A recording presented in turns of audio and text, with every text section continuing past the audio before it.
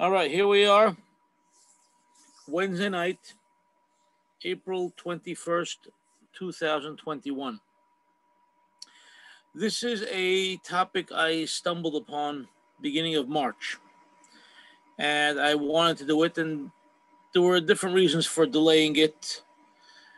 It's a weird topic, very odd topic, but I found it very intriguing at the same time, and I went searching for information, and let's see how it develops. But we have three documents in front of us. One was published in 1862, the second one in 1868, and the third in 1903. Now, the first two documents are from Ashkenazi, and the third is from Sephardi. That automatically should tell us something's odd about this, because that's not the usual way that we look at things. We generally only look at Sephardim, or we look at a bunch of Sephardim, and then we may look at one Ashkenazi just to round it off or to bring in a certain insight. Thing is, this case involves an Ashkenazi, and I don't even know how to approach this topic. So let me give you a little background. The way that it was presented to me is that back in 1848 in Yerushalayim, a non-Jewish Moroccan arrived in Jerusalem, went to the Ashkenazi Beit Din to convert to Judaism. This obviously should throw a million, bells ringing in your head. What's going on? Why would a non-Jewish Moroccan leave Morocco to go to Jerusalem to convert? There were hundreds of thousands of Jews living in Morocco, a Beit Din in practically every town, every city. It's not an issue. If the guy wanted to convert, he could convert it over there. He doesn't have to trek all the way to Jerusalem. And let's say for whatever reason he doesn't want to stay in his country and he wants to go to Jerusalem because he sees that as the epicenter of Judaism. Why go to an Ashkenazi Beit Din where they don't speak his language? He could go to Sephardim and he could converse with them in Arabic. So obviously I had a problem with this, and that's what made me look into it and try to find out more about it. And it's a little interesting. So let's look at the first document, Divrei Yosef. He was a traveler, Rabbi Yosef Schwartz, or Yehosef, as he wrote his name in Hebrew, Yehosef Schwartz. And he wrote a number of volumes. And in one volume, this particular volume was published in 1862. It's the last of his published works. He has a section of Teshuvot. So here's the She'elah, and you see right in front of you. She'elah Kavdal, his 24th question in his book. Bishnat Tarah, 1948. Now, to just let you know, this actually happened on the 23rd day of Adar Sheni in 1848. Okay, 5608, the Hebrew year. בחודש אדר נתייחד גר סדק פה עיר הקודש ונמל ביום שלישי.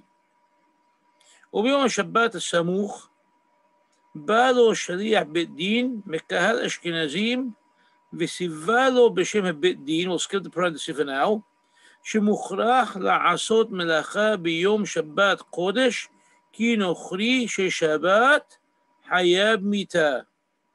וימאן הגר ויאמר, הלא כמה שנים אני נשמרתי מלעשות מלאכה ביום שבת קודש, וקל וחומר כעת אשר אני כבר זכיתי להיכנס תחת כנפי השכינה שכבר אני נמול, שלא אעשה מלאכה.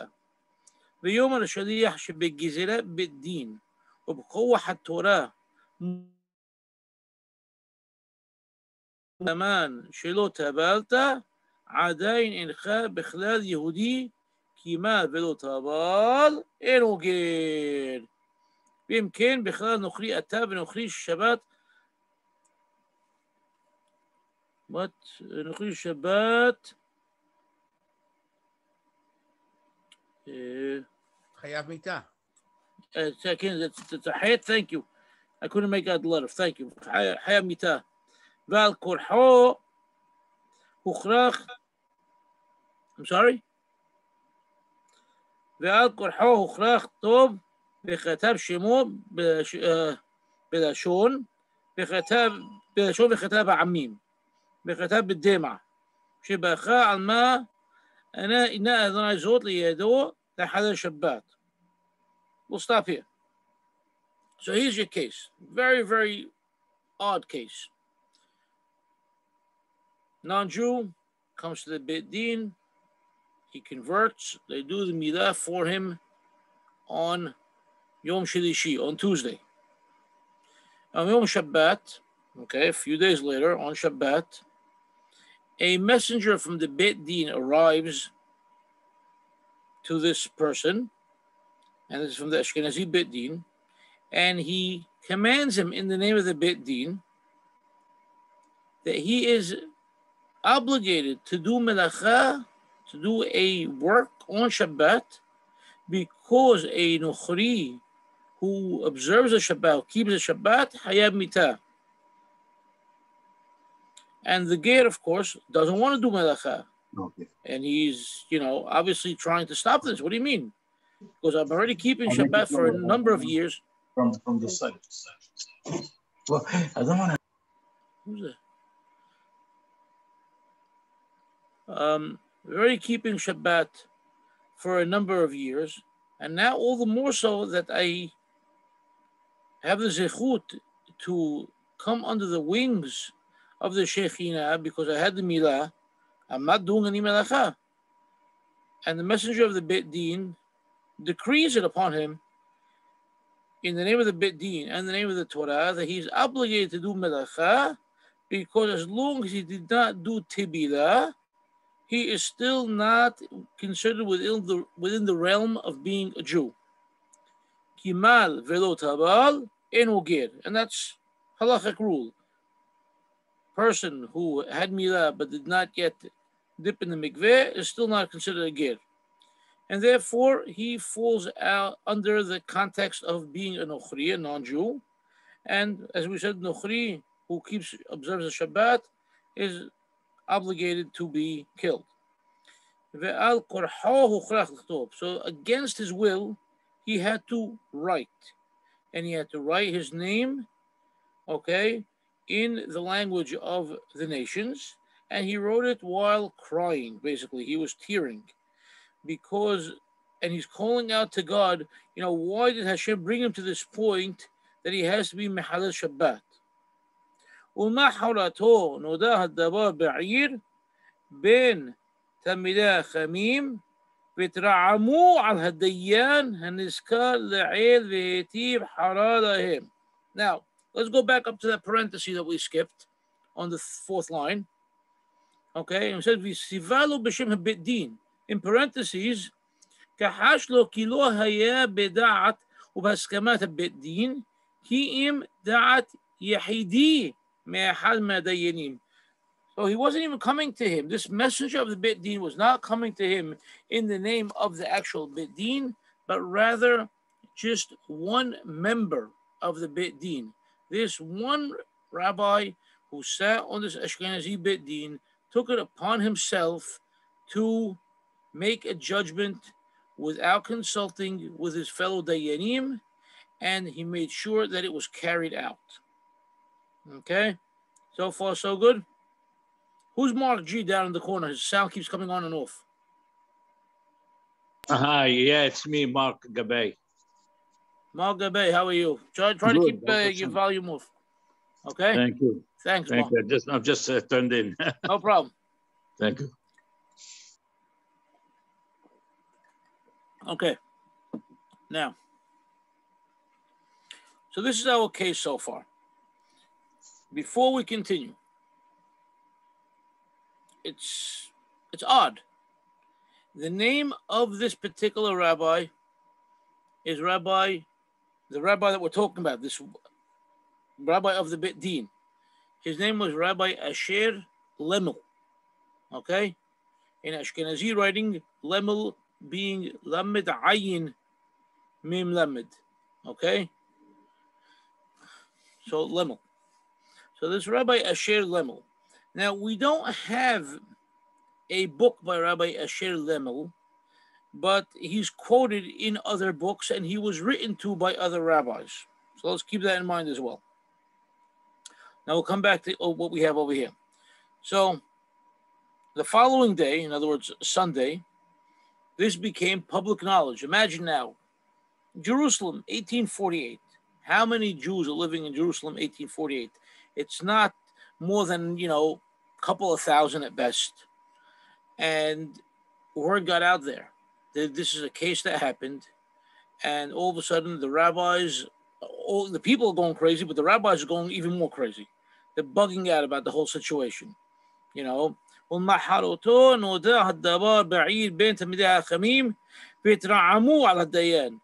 all came up against this Dayan. They started yelling at him, screaming at him, what do you do? How could you do such a thing? וכמעט ביקש הרב ראשון לציון וכל חכמי קהל הספרדים השם יחיו עליהם לגזור עליו נזיפה. And the chief rabbi, the Rishon LeZion at the time in Yerushalayim, was Rabbi Yitzhak Kobo. And again, from him also we don't really have writings. But Rabbi Yitzhak Kobo and all the rabbis of the Sephardic Beit Din basically they want to do Nizifa on this guy. Nizifa is like a form of, let's say, called Therem. What kind of rabbi are you? What kind of Dayan are you? This is justice? This is Din Torah? Where do you come from? Vehu Amad b'mordo. But he didn't step down. No, he fought against every rabbi in the city, Ashkenazi and Sephardi alike. وعمى بمردود عمر كل زمان شلو طبال هاري هو نخري ونخري شبات حياة ميتة. He kept saying the same thing over and over and over again. The guy did not yet dip in the mikveh, and therefore he is not a Jew. And as that being the case, he cannot keep Shabbat. And I had to make sure that he would not keep Shabbat. That's it. I don't care what anybody says. בכל הראיות שהביאו לו לסתור דבריו דחב בבית ידיו. And no matter what they brought him to refute what he had to say, he didn't care. He just kept saying the same thing over and over and kept pushing them away. עד שבעזר האל אני סתרתי דבריו ולא היה לו עוד פתחון פה. So now Rabbi Yosef Schwartz is telling us, until I came along, and I was finally able to refute him, and he had no response.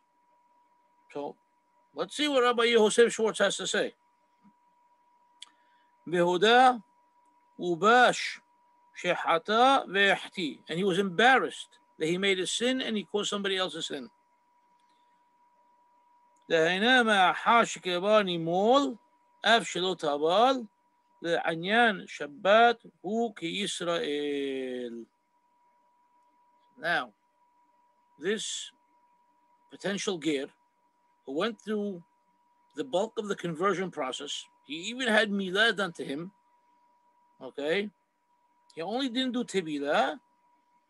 Rabbi Yosef Schwartz is telling us, for as far as Shabbat is concerned, he is like a Yisrael. He is a Jew. Ve'af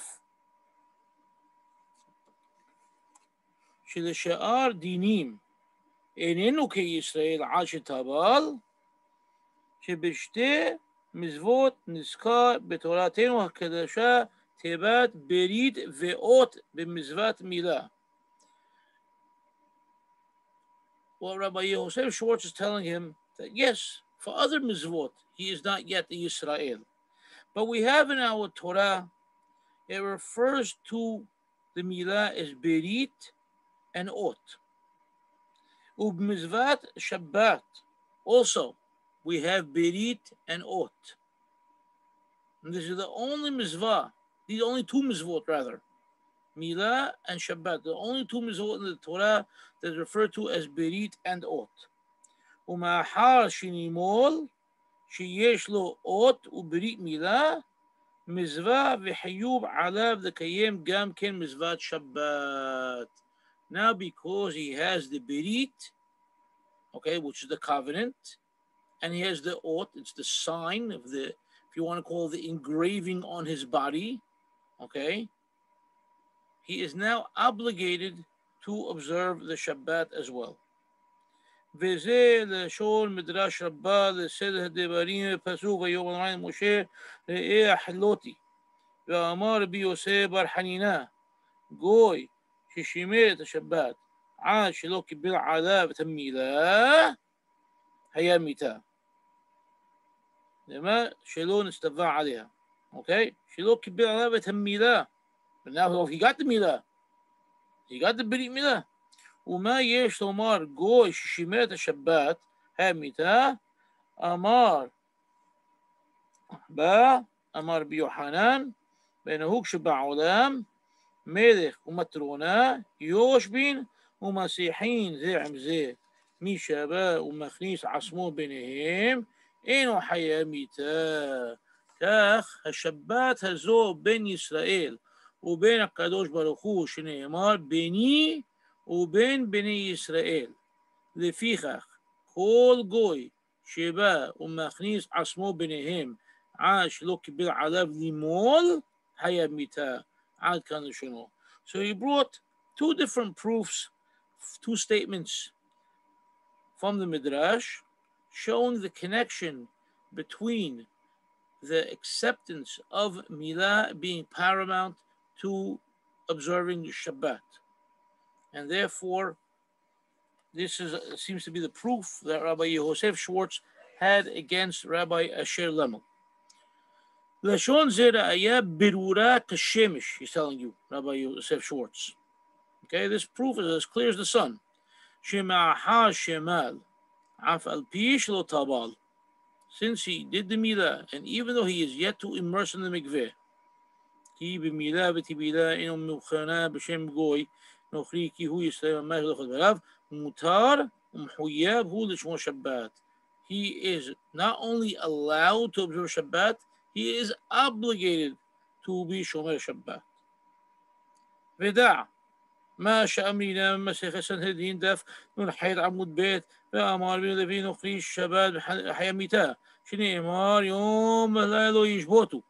עכשיו מבחינו האחרת לבני נוח מסובים שתמיד יעסקו במלאכתם ועשו להם שיום שלם ולילה שלם יתבטלו במלאכה ולא מטעם שנזכר במדרש שנזכר לעיל לפי שנאמר ביני ובין בני ישראל שמשמע שעשו לו דווקא לשבות יום שבת שלנו אולם טעם הש"ס מטעם יום ולילה לא ישבותו אפילו איזהו יום שיהיה בשבוע אסור לו להתבטל שלא יעשה שום מלאכה וזה שאמר רבנו אפילו בית בשבת. And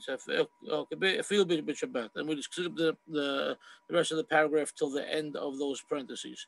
So the statement being here is, what is this concept of a goy not keeping Shabbat? It means not necessarily our Shabbat. It means that he takes even one day of each week. It may be our same, seventh day of the week. It could be a Tuesday. It could be a Monday. It doesn't make a difference. That this is my day now of rest where I do not do any melacha. Okay? And he observes all the melachot of our Shabbat, all our halachot, and he applies it to a particular day. It's like he is now coming to create his own type of religion, his own religion based upon our religion for the issue of Shabbat. And this is what the halacha is talking about. And Harambam explains it. And the Gemara in Sanhedrin and in Yoma explain it as well, that when the goy comes to observe the Shabbat, okay, it's not just observing Shabbat, it means he has to keep all of our laws, okay? Mainly we're talking about the limited melachot, of what he can and cannot do. So if he applies that, okay, and he did not do the milah yet, he didn't accept Ol Malchut Shamayim by doing the Berit Milah, and he went and he now kept the Shabbat with all our laws, that he would be Hayab Mitah. And it doesn't make a difference if he kept it on a Saturday or if he kept it on a Monday, but he did it. והרמב"ם, פרק י' הלכה ט' מהלכות מלכים, כתב בלשון נוכרי ששבת היה מיתה, לכוונה השלישית, ולשונו עקום ששבת, או ששבת, rather, אפילו ממות החול, אם עשהו לעצמו כמו שבת, חייב מיתה. Exactly what I just told you. If a goy comes and he takes even a regular weekday and he makes it as if it is like Shabbat and he abstains from all the melachot, that means he turned it into a Shabbat. I mean, he's recreating our religion on, for himself on a different day of the week. Hayab mitah. אם עשה מועד לעצמו בכולי הכוונה שבאדם מלבו חוקים משפטיים שאם אינם בינינו ואחד מסובב בהן חוץ משבעה מצוות שלו היה מיתה ולא נודע בבירור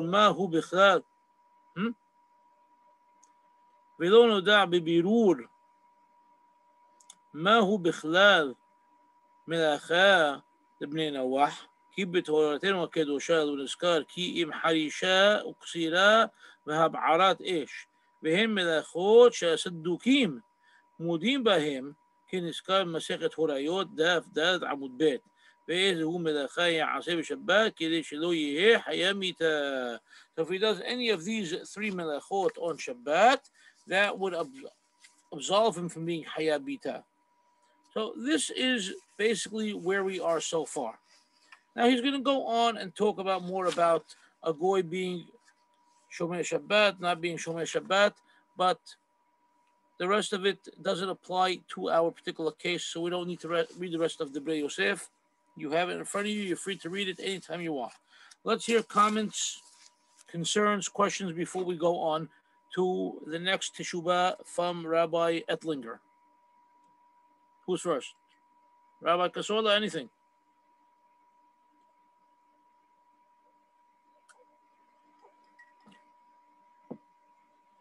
Rabbi, you're on mute still. We don't hear you. Some things I don't understand. It says that the rabbi who censured this ger was censured by the Sephardic rabbi, but it doesn't say that the Ashkenazim came to the fore and protected the dignity of this fellow, of this Moroccan guy. That's number one. Number two, I don't understand the connection between Milah and Shabbat. I mean, I understand it, but you can't observe Shabbat. You can't have a Brit Milah and be considered a Jew without Milah. I don't understand. I guess I have to wait for the other rabbis to weigh in. Well, let me try to weigh in for a second. First, let's deal with the first thing. If you look carefully, dealing with your first question about the Sephardim, Ashkenazim, so if you look carefully at what Rabbi Schwartz is telling us, he goes, "Maharoto nodah dabar ba'ir ben tamidei hachamim betra'amu hadayan eskil ha'ir." Okay, the Dayanim themselves, okay, and the Talmidei Hachamim, they all got involved. And it reached a point, okay, you have to understand, the Ashkenazim had no power in Yerushalayim then. Only the Sephardim had technical power. So it reached a point that it left the internal workings of the Ashkenazi community and the Ashkenazi Beit Din and the Ashkenazi synagogues, and it got to Kim'ad Bikesh Harab Rishon Sion. It got to a point where it was turning turmoil in the city, and it even reached the ears of the Sephardim, and not only the Sephardim, the Rishon Sion also. So it's not that the Ashkenazim weren't. The Ashkenazim were already making a big stink about it. Otherwise, it wouldn't have gotten to Sephardim. And that's why the Sephardim are involved in this point. And that's why Rabbi Schwartz is pointing this out. That's how big a thing it was. Okay? So it's not that the Ashkenazim weren't attacking, the Ashkenazim were. And if the Ashkenazim weren't involved in it, then Rabbi Schwartz wouldn't have been involved to be able to make a comment to refute Rabbi Lemel. So the Ashkenazim were definitely, the ones who were involved to begin with, and then it got to a point where the Sephardim had to deal with it as well. That's number one. Number two, your question about Shabbat. So this is we'll call it an asmachta that Rabbi Schwartz is making, showing the connection between Milah and Shabbat. He's telling us, the way I'm understanding it, that of all the mitzvot in the Torah, you only find the two words, berit and ot, connected to Milah and connected to Shabbat. And so since it's only connected to these two things, once you've taken upon yourself one of these mitzvot, you're automatically now obligated to follow the next mitzvah that also pertains to berit and ot.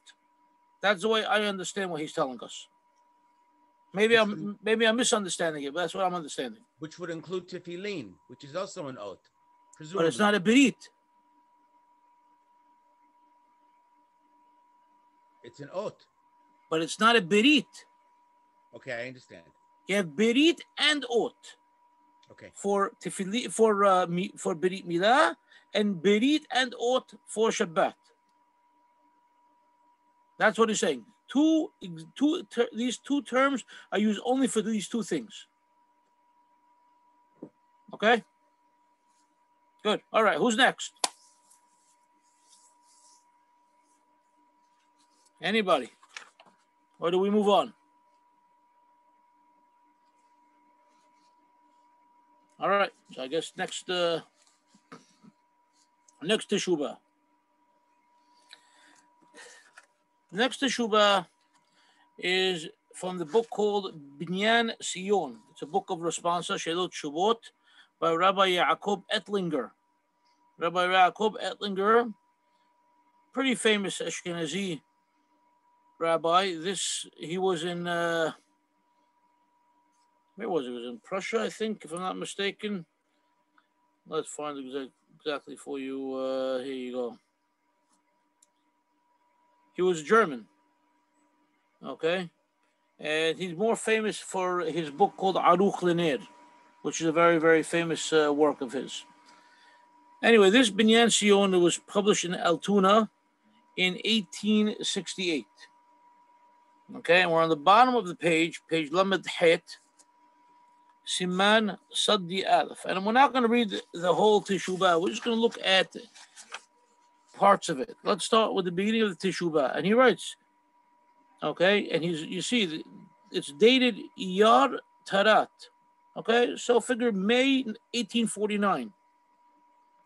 Approximately a little over a year after the actual incident occurred in Yerushalayim.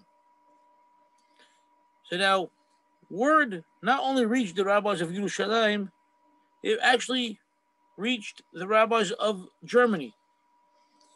And now Rabbi Ettlinger is writing back to Rabbi Lemel.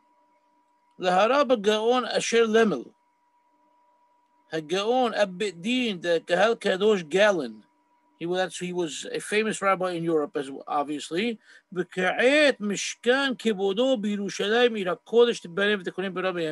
he was obviously a established, respected Dayan in Eastern Europe, and now he moved to Yerushalayim. Katab Ma'alat Kibodo Nura Ya'i V'Zeh Shono. So now here is the actual text, or the beginning of the text, of Rabbi Lemel.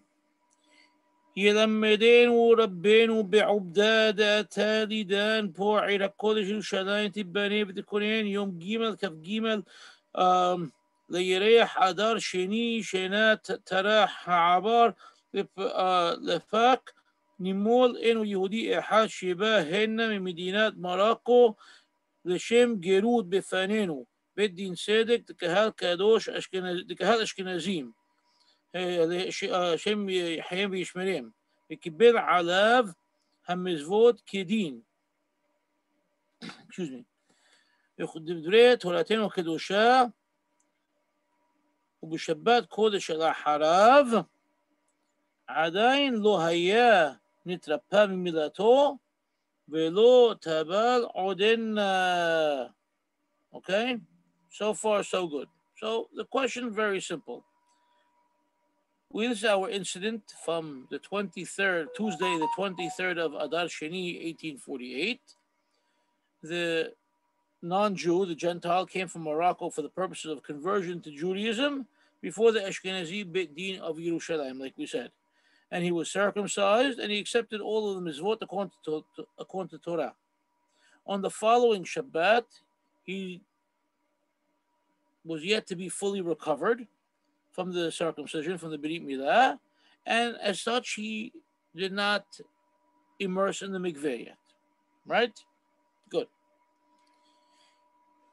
הגידו לי לאמור מזריזתו במזוות איך הוא נזהר בשביתת שבת הגם שהוא עודנו בכלל חולה שאין בו סכנה אינו מניח לגוי להעביר אש בביתו והשבתי להם לדעתי לא מבעיה שמותר לו לעשות מלאכה בשבת, אלא אפילו מחויב ומוזהר על יום והלילה לא ישבותו וחייב לעשות מלאכה בשבת, כל זמן שלא טבל לשם גירות, וכו עשו השומעים למשמעתי, והלכו אצל הגר והגידו לו בשמי, כן. בשבת קודש לאחר תפילת המנחה וכן עשה כי כתב איזה אותיות. So, sounds strange. Even though we just read it before, it still sounds very, very odd.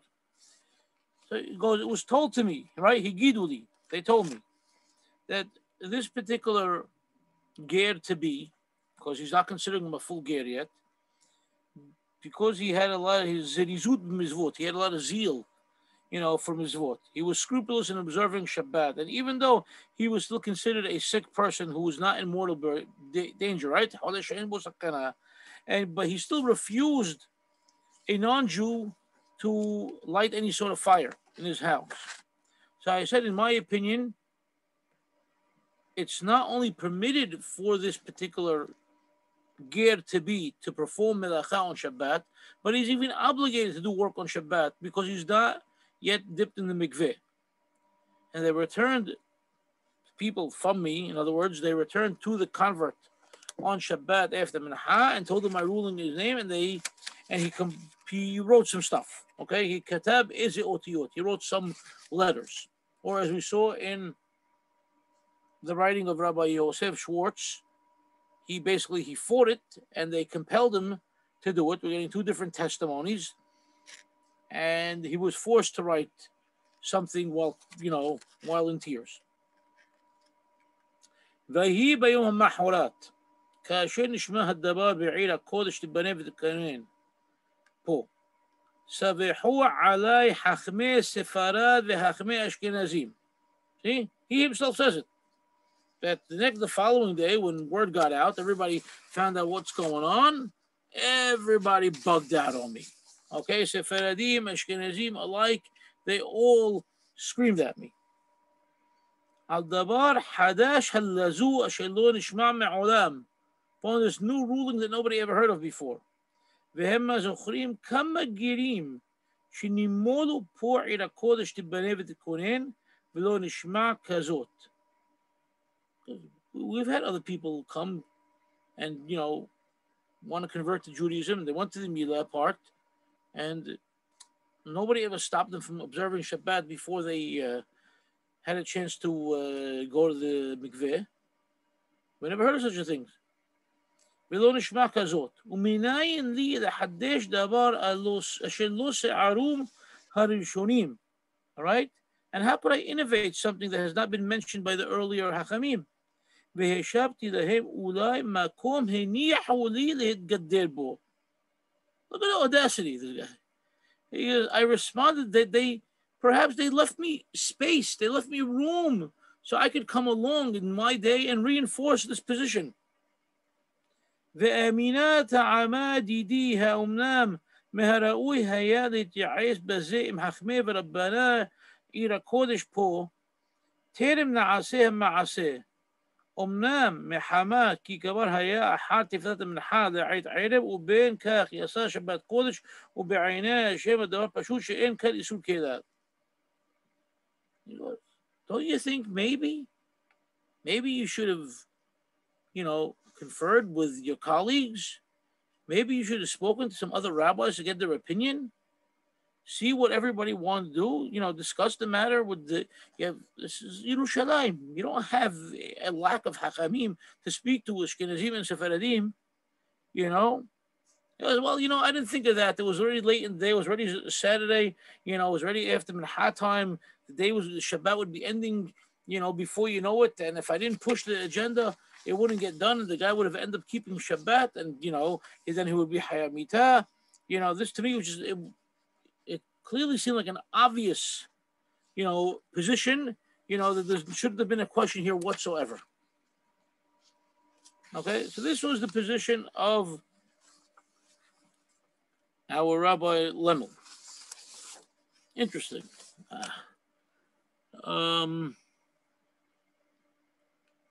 Anyway, we're not going to read the Teshuvah of Rabbi Ettlinger, but bottom line is Rabbi Ettlinger starts the Teshuvah on the bottom of that column, and basically he tells him you're wrong, your actions were wrong, your way of looking at halakha is faulty, and you can't go about doing that, and going forward in the future, that's not the way to deal with such a case. Okay? One second, so I want to see one thing on the bottom.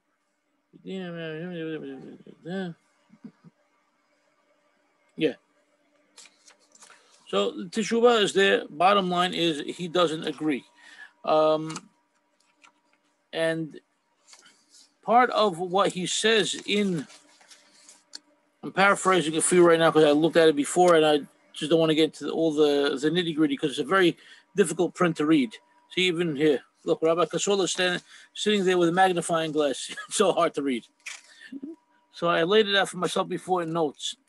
He goes, Rabbi Ettlinger is telling you, I researched other locations with except the Quran verse, and they told me they never insisted that a convert not observing Shabbat, to not observe the Shabbat before immersing in the mikveh. What else did he say over here?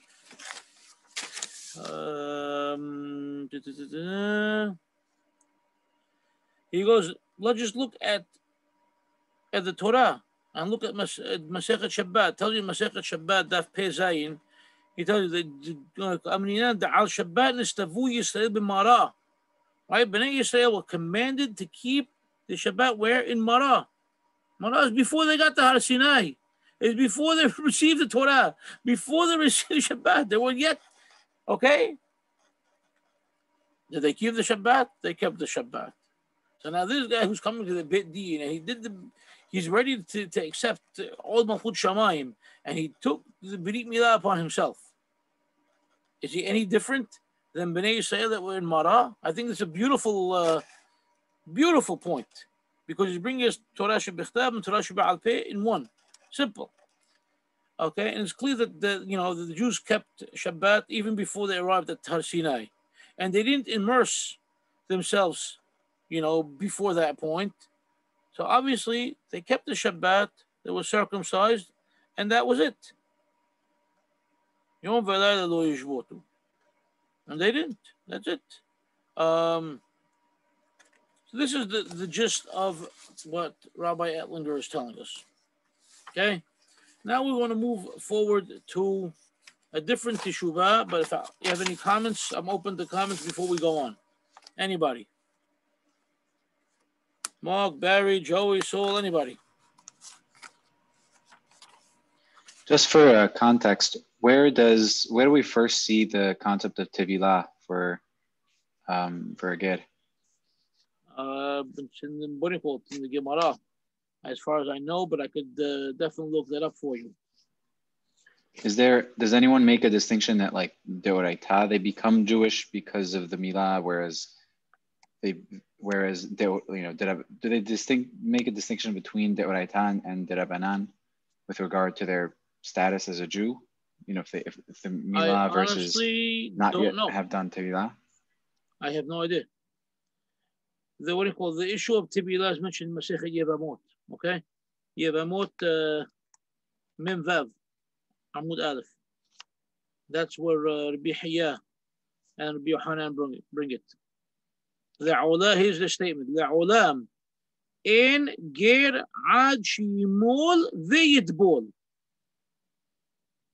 ve'chevan delo tebil obed kochavim hu. That's a statement in the Gemara. Straightforward. Yebamot Mim Vav Amud Aleph. Da Amar Bihya Bar Abba Amar Biyohanan Ve'olam En Ger Ad Shimol Ve'yitbol Ve'chevan De La Tabil Obed Kochavim Hu. Pretty clear, straightforward statement. Now, how they learned it out, where it came from, that much, I'll leave it to you to figure it out. Okay? I'm sorry, Mark, you want to say something? Mark Seda, it looked like you were trying to say something. I guess not. Okay. All right, let's move forward. Unless I'm missing somebody. No. All right. Now we'll finally get up to Samah Nafshi. Samah Nafshi is a very interesting little book. It is a common type of book that Sephardi Hachamim would write, which was generally referred to as Ma'arachot. Ma'arachot means it had all different types of headlines, if you will. You know, let's say, for example, computers. Oh, I remember something about computers, and I wrote 2-3 lines about computers.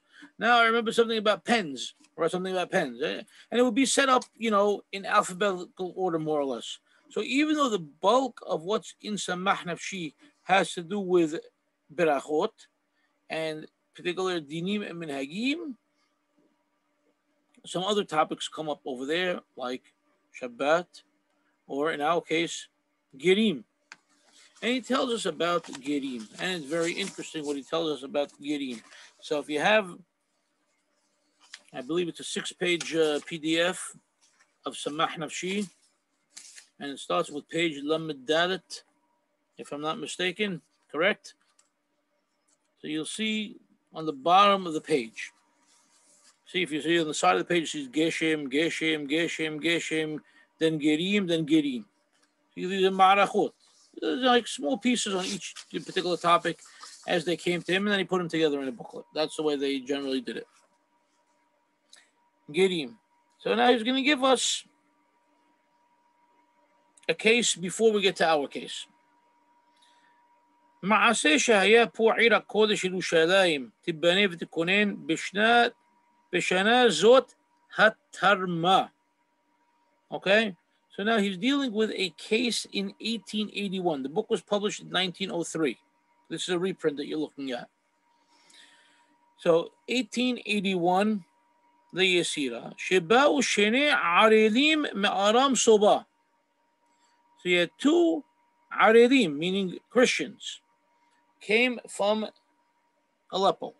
They came to Yerushalayim, מבקשים ובחננים להכניסם תחת כנפי השכינה. Okay, asking and begging and pleading to be accepted under the wings of the Shekhinah. והוזמנתי גם אני תוך חכמי ורבני עיר הקודש לחקור ולדרוש אחריהם. I'm sorry, I didn't tell you Samach Nefesh over here. Samach Nefesh, okay, is Rabbi Shalom Moshe Hai Gaguine, the grandfather of Rabbi Shem Tov Gaguine. Okay, so this is the grandfather of Keter Shem Tov. He was the Abbot Din of Yerushalayim, and he was also the head of Yeshivat Bet El. Bet El, the Yeshiva of the Mekubalim. And obviously he wrote numerous books, like Yismach Lib and Samach Libi, Sabib HaOhel. And this book, Samach Nafshi, or Samach Nefesh, I know I keep saying Samach Nafshi, Samach Nefesh. Okay, Samach being Rashid Tebot for his names, right? Shalom Moshe Hai, Samach Nefesh Gaguine. And his son, Rabbi Ishaq Gaguine, basically worked on publishing it and putting it out for him, and then added some notes here and there. In any case, so this is what Rabbi Gaguine is writing, case in 1881, that two Christians from Aleppo arrived in Jerusalem wanting to become converts. And he's saying, I was invited among the rabbis of the city to investigate, see what's going on. Right? Because you don't just accept a person to be a convert. You have to investigate, find out what the circumstances are, who they really are, what, are they running from something? Are they running towards something? Let's find out what the real reason is. Because as a general rule, people don't want to be a Jew. Okay? It's not easy for Jews. Never has been. ואחרי החקירה ודרישה היטב וראינו שבכל לבבם דורשים את השם ועלתה ההסכמה לקבלם ולמול אותם. Okay, and we checked them out, everything's legit, and they're up and up, and they really want to, they looked into religion and they really want to join Am Yisrael. נכנסו לבית אחד, שני מוהלים לראות את עורלתם, לעיין בסדר תקנתם, למחרותה, וכאשר בדקנו בהם ראינו שהם נמולים לגמרי, שהעטרות גילויות בהחלט. So, what the Hachamim do? To keep the situation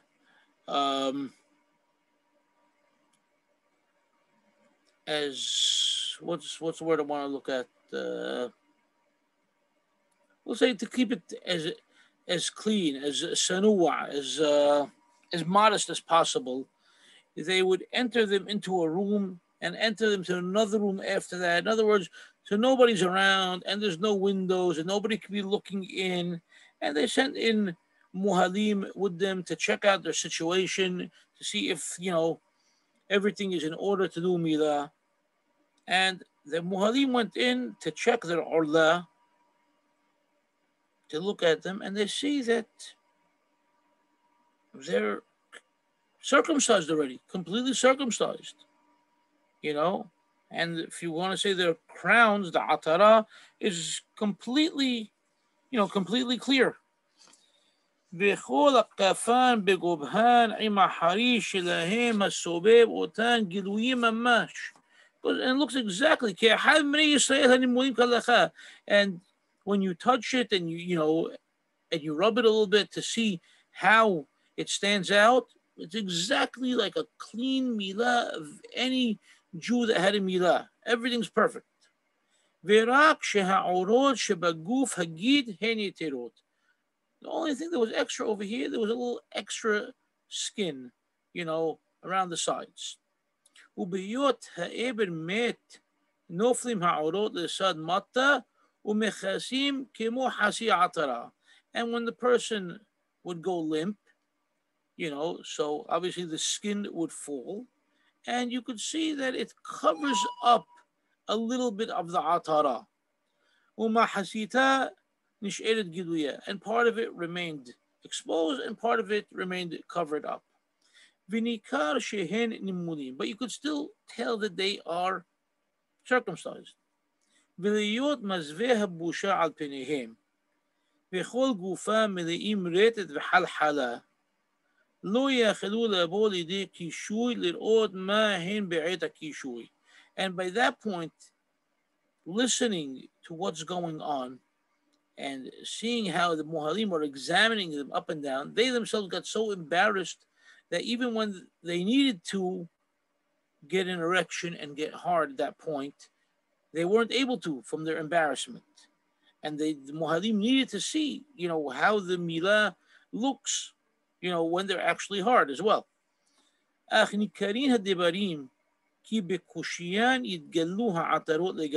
based upon the experience and the expertise of the Mohalim, the Mohel was, they were there checking things out and said, the way it seems that if a person reaches such a state where he would be hard, then the atara, the crown, would be completely, uncovered and seen, and you could tell it's there. Because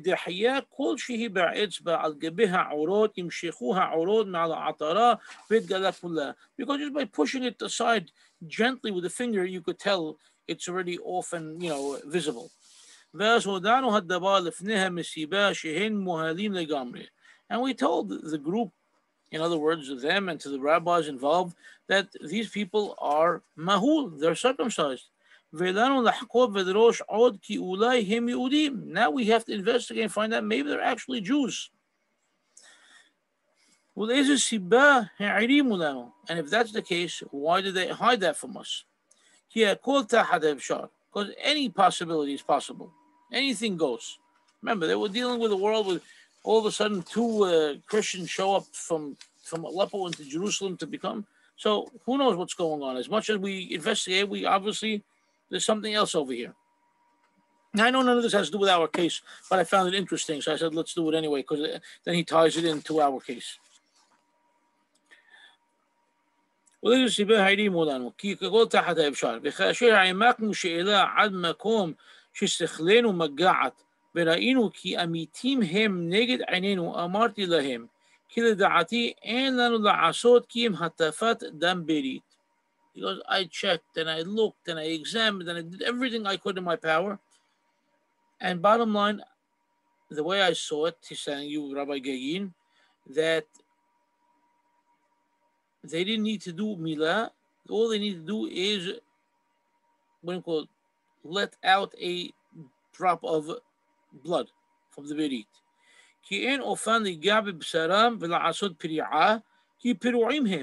Because we can't even touch them and pull back the skin to do the piri'ah, because even piri'ah is done.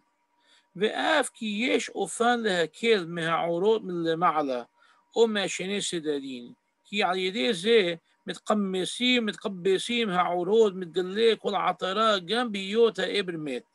אבל כפי הנראית עתה חצי העטרה מגולה, שניכר שבקשוייו תתגלה כולה, ואם לא כולה שני שלישים בלי ספק, והמעט אשר נשאר מכוסה. אין העור דבוק בבשר העטרה כלל, שהרי בהמשכה קלה באצבע תתגלה כל הקץ והחריס, ויתגלה השיפוע העולה מהחריס עד שליש העבר מכאן.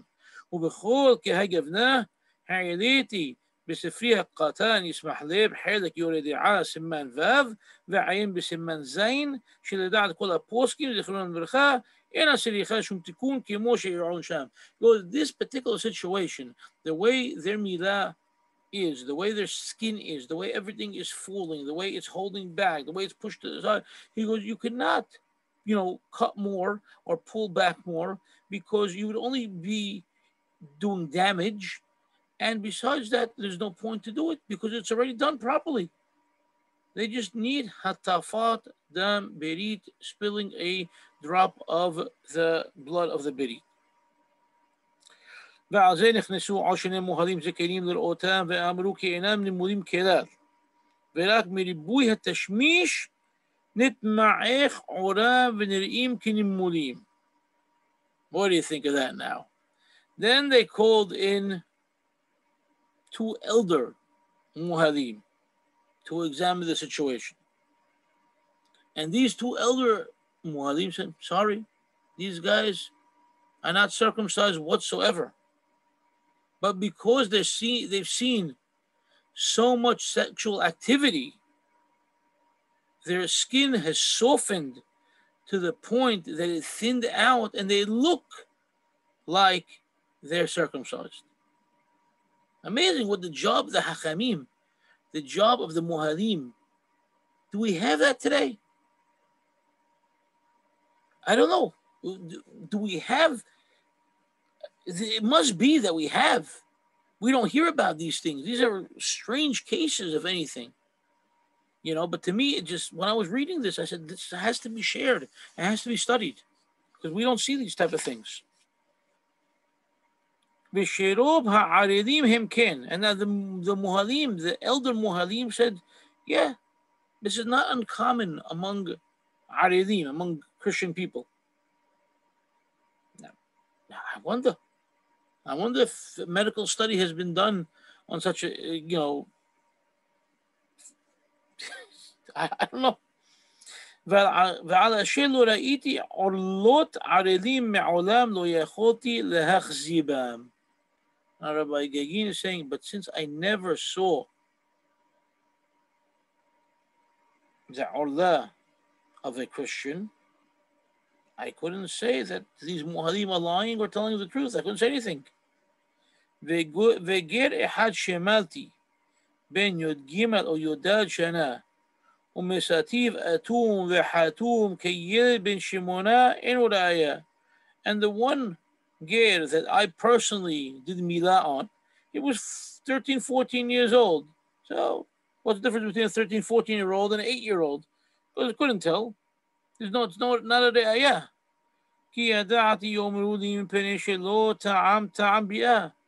Because he was too young to have had sexual intercourse. He wasn't a seasoned, you know, partner to anybody. So we went to bring more Muhalim, find out what's going on. The majority of the Muhalim said, no, these guys are circumcised.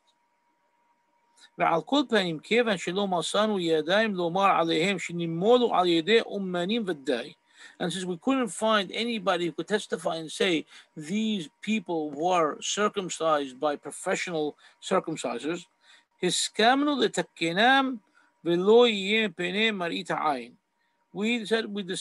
made a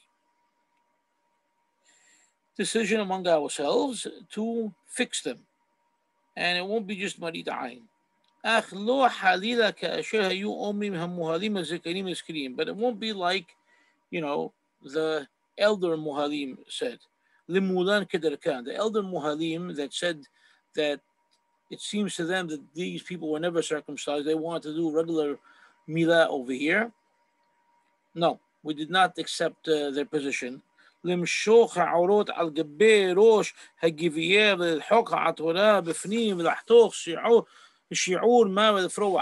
a full milah on these people, it seems that Rabbi Gaguine and others probably thought it would have been gruesome, the way he's describing it. And it could have been, you know, more than a mess.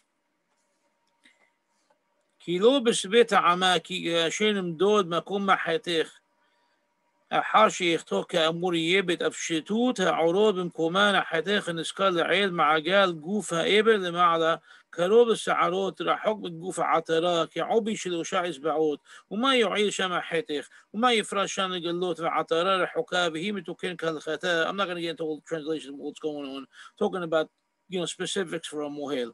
על כן אמרתי כי לדעתי המעט הוא לתפוס חתיכה קטנה מהעור היתר על גבי הגיד סמוך לעטרה על השיפוע העולה בגיד ולחתוך אותו ובזה יוסיף מה אנחנו מחיוב ההטפה ותיקון מהי הווה וכן הוסכם ולהיות כי היה סיבה שלא למולו אנחנו קבענו בית מוהלים למולם ליום מאחר כדרך הנזכר וכן עשו מחרתו ברובעם בבית האספטל להשרים הרמים ממשפחת רוטשילד ירום הודם בישמרים סורם בגואלם. Because this is what our decision was, this is the way we went about things, you know, and so obviously they took every case of Gerim very, very seriously. They investigated, they checked it out, they brought in experts, they did whatever they had to do. Okay? Now, the next thing has to do with the beracha of the Amud Hagir. We're going to skip that as well.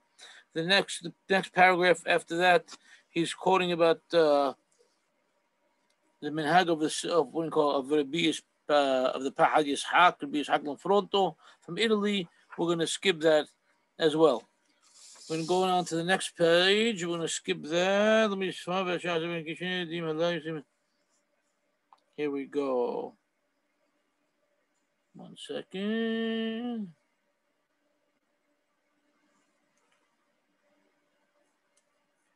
Okay, 1 second. Okay, so we're on page Lamed Zayin. Okay, the paragraph beginning with the word Aud in the middle of the page. Aud. Abar aleinu b'mekre hagirim halalu. Now we had another case referring to these girim. Ki ahare gamar hamila hainu hatafah neskil la'il, which is what we described above. V'ine ahad hacham Ashkenazi nero yair karab elai. All of a sudden, a Ashkenazi hacham approaches me. Now it's not Rabbi Lemel. By now, Rabbi Lemel already passed away, if I'm not mistaken. Let's just make sure, okay? But I'm pretty sure he passed away by that time. Hold on. Yeah, Rabbi Lemel passed away in 1850. Okay, 2 years after his Milas issue. And this we're dealing already, fast forward, already in the 1880s. Because I'm ma'at betocho, and he had a cup with some wine in it. V'yish'aleni im mutar li Yisrael lit'om mikos kiddush ze shenatnu lehager lit'om. He asked me, can a Jew taste the wine from this cup that the goy already tasted from? V'ta'am min. Okay, the goy tasted from this. Can a Jew not taste it? Im asro b'magga'o, if it's forbidden to be touched. Onema kivan shemal b'kibbel hamizvot pakka' mimenu hakoach le'osro. Or rather, maybe since he already had the milah and he accepted the mizvot, now it's no longer asur. There's no isur involved. Vehu ki Yisrael gamur. And now this goy is like a full-fledged Yisrael. Veheshabti lo, and I responded to him. Okay, according to my simple understanding, we must surely be stringent. Because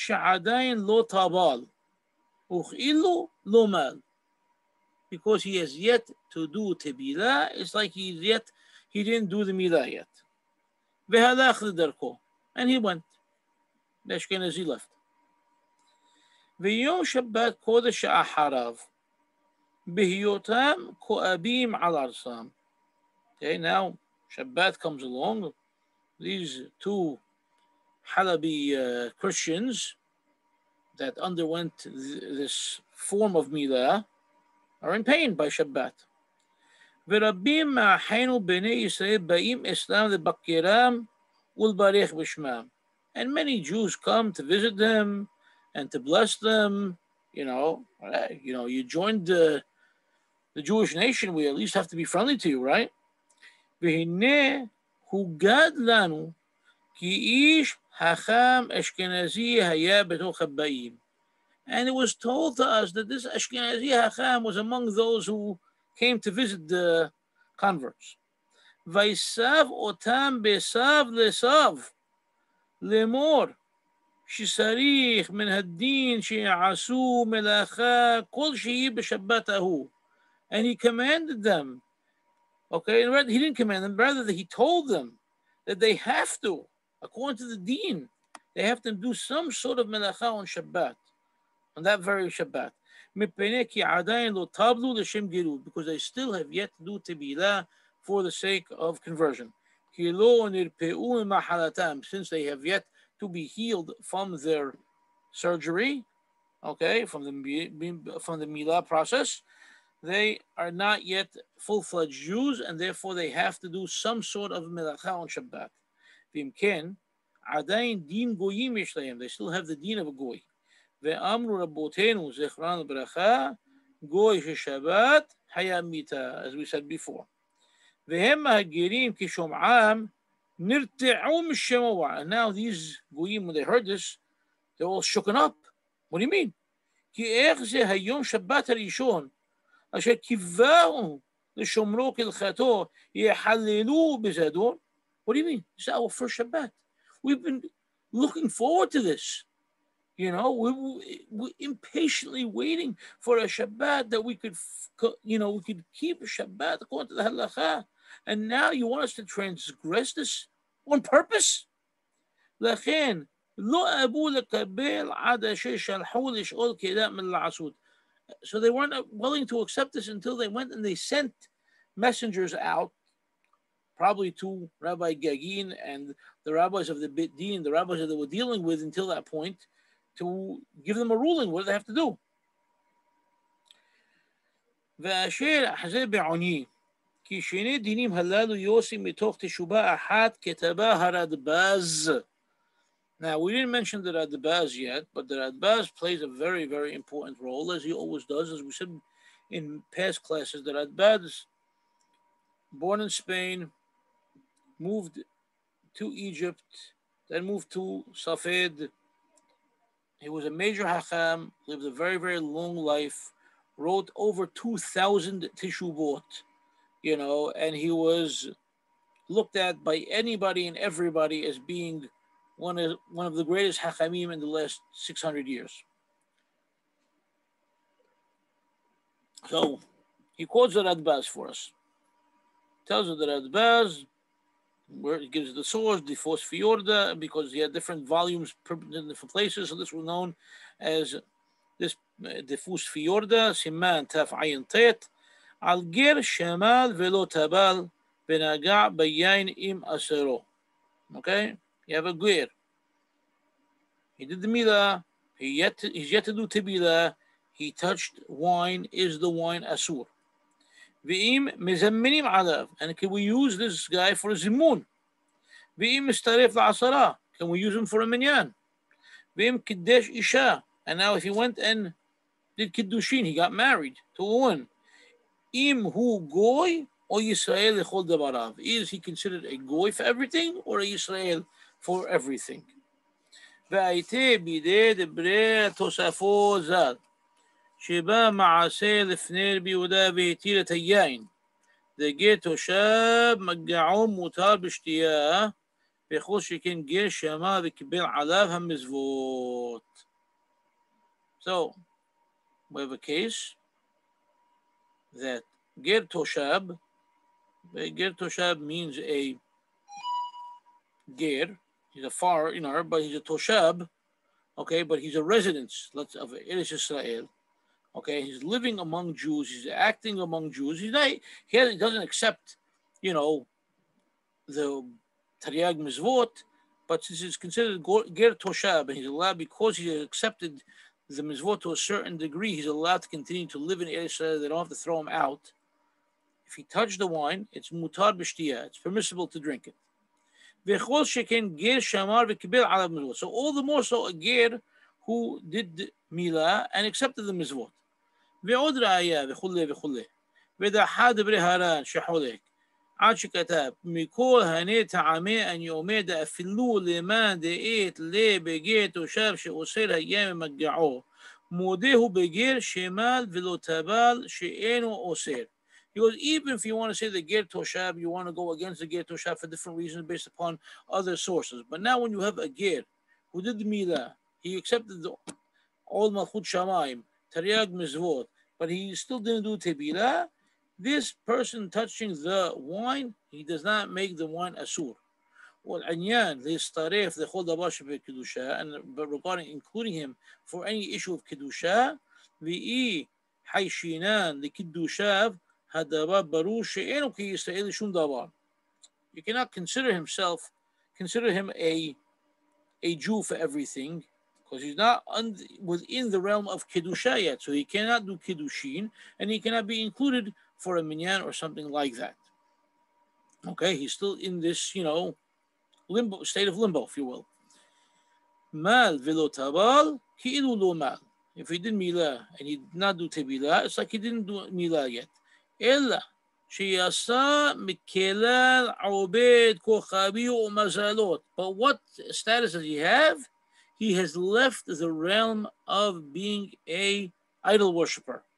Okay, one who worships the sun and the moon and the stars. Ve'en magga'o bayayin mitameh. And his touching of wine does not make the wine tameh. And he cannot enter the Jewish nation until he does tebilah. And it's clear. كما شكتب لهروتهم مقعوا بيين ليت لأن لما سيكبته كي لولا بدوهاران كإبس باراز ولا أسرو كي قام هرش باز أسرو بيخمو شكتب تو بشمو بيرد عاصم من قف خفدال شما قا قلت شاف الجار مش ما لو تباليين أسرو بشتيا بيختم ماران بيت يوسف شيش لحوش لبرهرش با شاري هاران دعتو لأسرو بجيش ما بيلو تبال بيعصمو لرسال أكيد خويا إنشام بيخين سبشو عاروخ شو بداي إيه لانو لها تيك نخدام بيولا ما شكتب هرد باز العيان استغريد خد واش بقدوشة شنو يجي إسرائيل برك شيء يسمى كذا العقوم ولخي إسرائيل لو بشبير أنو لو بشبير عن لمدين شاف شيء لو شما شبات إن لانو لها عني شام. See, and even though they've yet to enter among the Jewish nation, okay, what do you tell over here? I just lost it. If they're not complete, keep the Shabbat, we cannot punish them because they don't become Jews yet. But also on the flip side, if he did keep the Shabbat, it's also clear that we cannot punish them.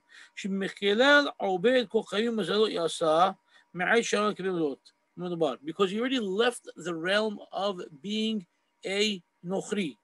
So he's not a nochri, right? We said nochri, okay, that's shomer Shabbat, hayab mita. He's not a nochri. He left that. But he didn't enter the stage of Judaism. So right now he's not here nor there. He's not a nochri, he's not a Yisraeli. And therefore, if he doesn't keep Shabbat, we cannot punish him. And if he does keep Shabbat, we cannot punish him.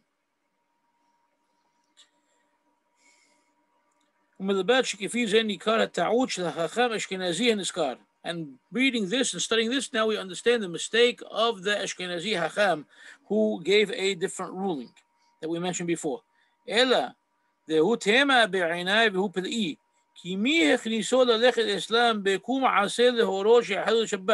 But what's more bothering and more troubling and more bewildering to me, Rabbi Gaguine is telling us over here, is where did he come from? Who told him to get involved? From where to where did this guy show up? And he got up on his own, okay, like somebody, gave him a command, get up, go to these converts, and give them a hora'ah, give them a ruling to be mahalal Shabbat, and go command them and warn them about it as well. All right?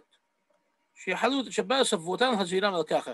כי אף אם היה הסד, היינו שלא לילך אסלאם להזירם בשמירתו, ולהורות להם לעניין שבת. ומעשים אשר לא יעשו, כיוון שלכלי ישראל לא באו שב אל תעשה עדיף. Okay. Either don't tell them anything at all. Tell them the laws of Shabbat so they could keep them or not keep them. Let them know. But out of nowhere you come and tell them you have to transgress the Shabbat. Who are you? Where'd you come from with this ruling?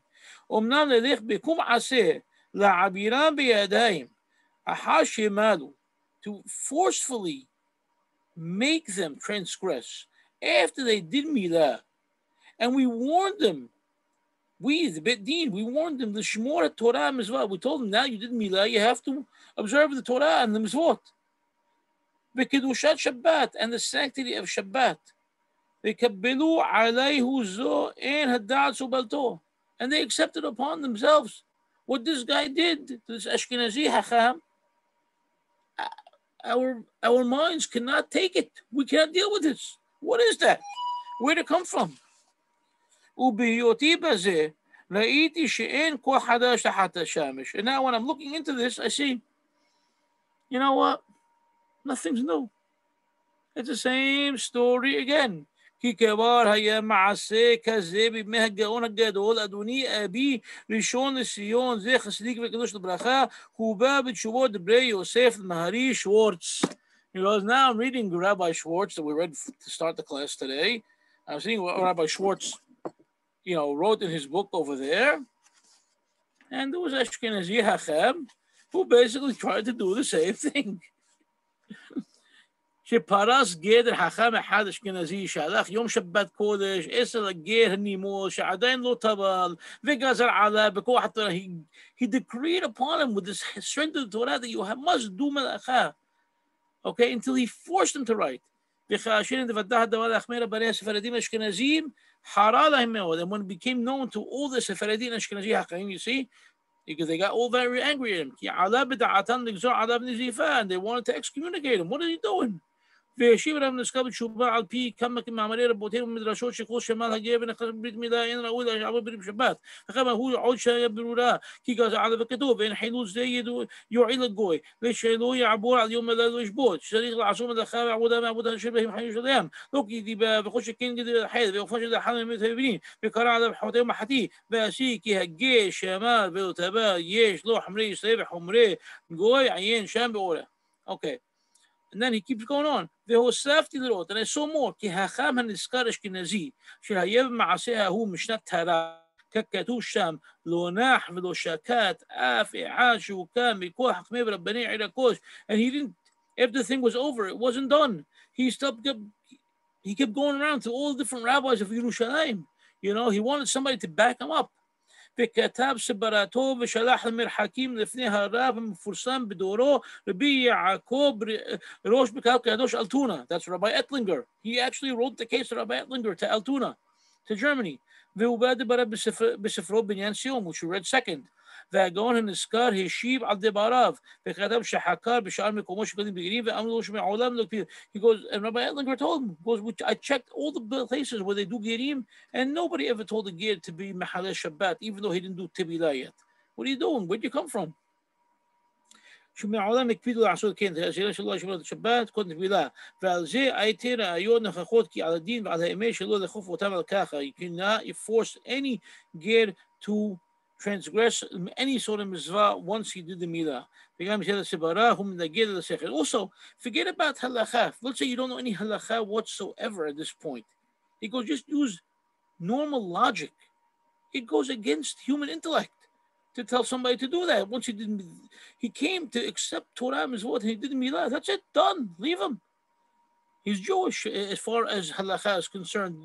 That's what a normal person's reasoning would be. ושוב כתב שאם סדק למה שכתב מגן אברהם שזיווי שבעיטת ישראל והזרה שבעיטת בני נוח אינם בעניין אחד שזו תלויה בלמתת מלאכות ותלויה בתורח ועבודה.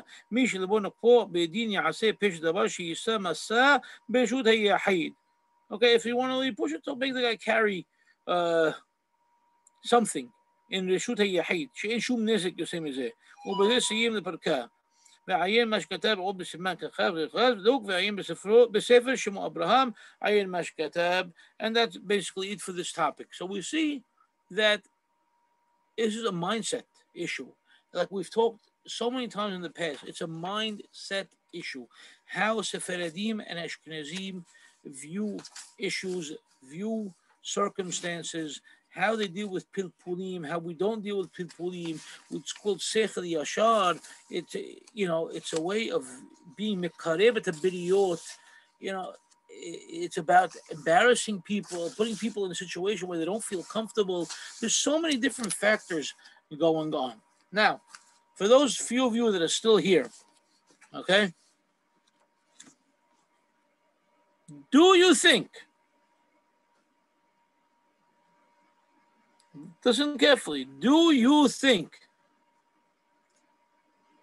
that this was a Moroccan guy who came to Yerushalayim to Ashkenazi Bet Din?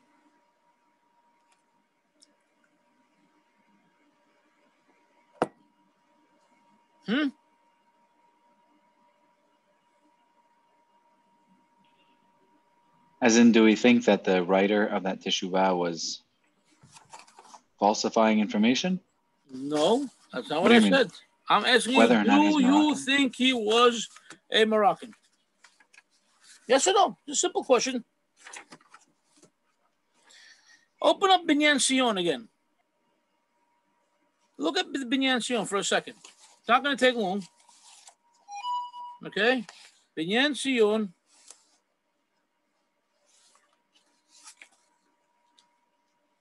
Right? You're on the bottom of this page over here, Binyan Sion.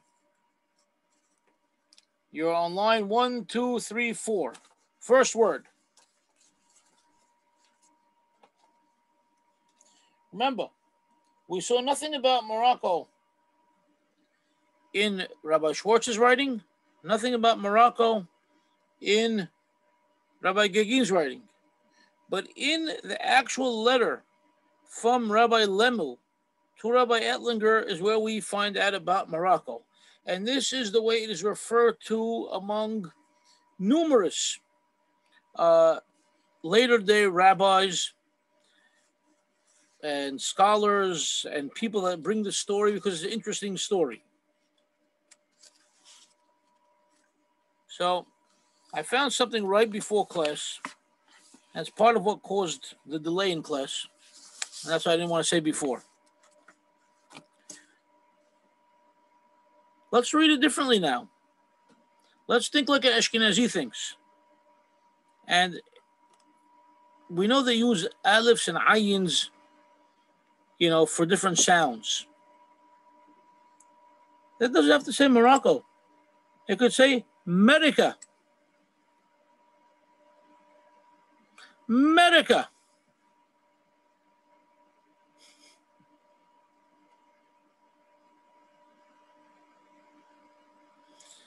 Now, there is, and I know David Batesh loves American history. So, David, there's an article, you should look it up. It's called Quaker Shaker, Rabbi Warden Cresson, the story of a Philadelphia mystic. Okay? Just look up Quaker Shaker Rabbi. You'll find it. And it's an article by Frank Fox. Came out in 1971. And it talks about this individual by the name of Warder Cresson. And Warder Cresson was born in 1798, and he grew up following the habits of the Quaker elders. Okay, and he was very into the Bible, this Warder Cresson. And he attacked different aspects of their faith, of their religion. He saw a lot of problems. He saw that they lacked true religion. And remember, he was in Pennsylvania. In Pennsylvania, who was living at the time, early 1800s, it was a very, remember, we had She'erit Yisrael in New York City, and we had Mikveh Yisrael in Philadelphia. Right, Rabbi Kasola, I know you're familiar with Mikveh Yisrael. Okay, earlier we had Mark Gabay over here. His brother Albert is the rabbi over there. Okay, David, you know Albert, the Rabbi Albert Gabay. Okay. So Cresson, it seems, became very familiar with the Jewish leader in Philadelphia, Rabbi Isaac Leeser. And Rabbi Isaac Leeser was a very famous American rabbi. He was famous for really drawing in crowds with his speeches.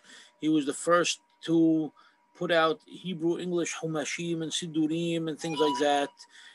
He educated people of all walks of life as to the Bible, as to religion and things like that. And there was another Sephardi who also affected this Warder Cresson. His name is Mordechai Noah, who I mentioned in one of my Sephardim and Zionist classes.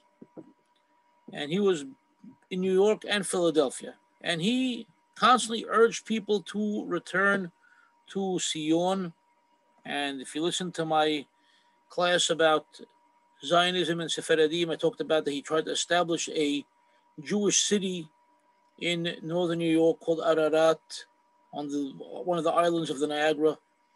Okay, so Crescent in 1844. Okay, remember our situation is 1848. 1844, Crescent decided to go to Washington, and he applied for a position. Okay, with the American government, position of the first American consul to Jerusalem. Okay. May 17th, he was notified that he got the appointment. And even though his appointment was rescinded, he still went to Jerusalem. Crescent got there. He saw how crooked the missionaries were over there as well. And he really got turned off. And he started to write about the truth of Judaism. And he says, listen to this statement from him. He denies divinity of Ahir. And he writes, I remained in Jerusalem in my former faith until the 28th day of March, 1848. You know what the 28th day of March, 1848 was? The day that we read about over here, Kaf Gimel Adar of Shanat Taf Resh Het. Wow. Okay? Unbelievable. Wow. Unbelievable. He changed his name to Michael Boaz Yisrael ben Abraham. He returned to the United States and went back to Jerusalem in 1852. He married a Sephardic woman. Her name was Rahel Moledano. And he passed away in 1865. He's buried on Har HaZitim. So this is a very, very amazing story. And it's very pertinent for everybody. Sephardim, Ashkenazim, it makes no difference who you are. It makes you realize the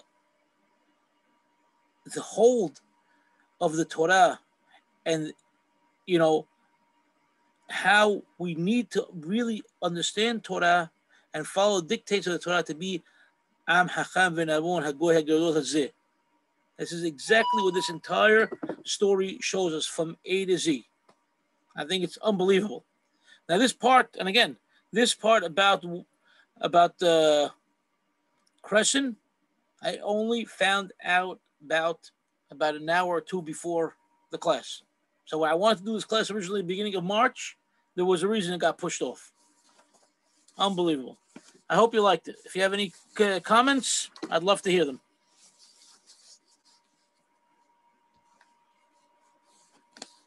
Beautiful, fascinating. Wow. It's good stuff, right, Rabbi? Unbelievable. but you still praised the other Rabbanim who made all the Rabbanim here were very, very important. Yes. Rabbi Schwartz, Rabbi Ettlinger, each one tremendous. And obviously this Rabbi Lemech thought that Ettlinger was going to back him up. Right. Otherwise he wouldn't have written to him. And obviously Rabbi Ettlinger is a lot smarter, and he realized, well, you know, where's this guy coming from? You know, he doesn't have a leg to stand on. And that Rabbi Schwartz turned to him and said, I was the only one that was able to shut him up, you know, and he had no response to me. So obviously we're dealing with very, very intelligent Hachamim and Rabbanim on, you know, both sides, you know, of the Jewish world, Sephardim and Ashkenazim. And they all, you know, united against something that they saw was, you know, was destructive to Judaism. The other emotion is that the Gerim did not want to violate Shabbat. No, they were coming to Yahadut out of true love. Right. Absolutely. Very touching.